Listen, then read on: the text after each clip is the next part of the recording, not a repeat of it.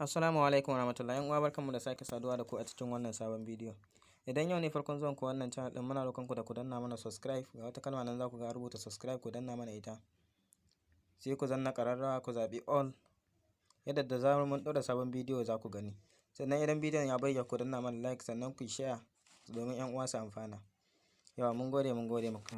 Yawa a bidiyon mu na yau za mu nuna muku yadda za ku goge application da yawa sama da guda 1000 a lokaci ɗaya. Ma'ana ka yi uninstalling ɗinsu gaba ɗaya su bar wayarka. Kamar yadda kuka sani, idan mutum yana amfani da wayar Android yana installing ɗin application da yawa, wani kaga application ɗin guda 100, wani ma sun fi guda 100. Lokaci ɗaya sai mutum ya buƙaci ya goge su. Kuma kun san ƙa'idar Android, idan za ka goge application sai dai ka goge ɗaya bayan ɗaya. Amma insha Allah a wannan bidiyon za mu nuna muku yadda za ku goge su lokaci ɗaya da yawa ku goge su lokaci ɗaya. Yawa kamar yadda kuka sani, za ku zo ku shiga Play Store ɗinku ne. Bari mu shiga Play Store ɗinmu. Bayan kun shiga Play Store ɗinku, za ku zo ku taɓa nan, gashi nan wajen. Za ku zo ku taɓa shi kamar haka.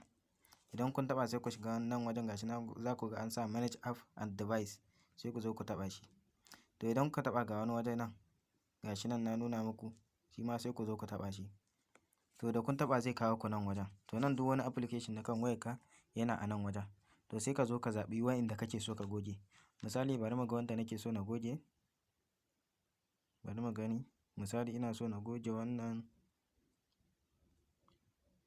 Bari na nemo wanda nake so na goge. Misali dai sai ka goge, ka dai maka wa'inda kake so ka goge, ka makin ɗinsu gaba ɗaya. In kai bayan kai makin ɗinsu ko guda nawa kake so ka goge. To kana zuwa abin da za ka yi bayan ka gama makin ɗinsu, gashi nan zai nuna ma abin da suka ci ma. Sai kawai ka zo ka danna ga wani waje nan, za ka ga an sa kwandon shara a can sama. Sai ka zo ka taɓa shi. Yawa idan kuka taɓa shi gashi nan, za ku ga 2 app will be uninstalling from your device. Gashi nan sai ku taɓa nan wajen, gashi nan uninstalling. Gashi nan. Yawa kuna taɓa shi kun ga sun tafi? Kun ga babu su? Kun gani?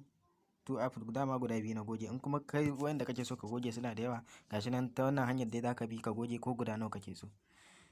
Yawa mun gode.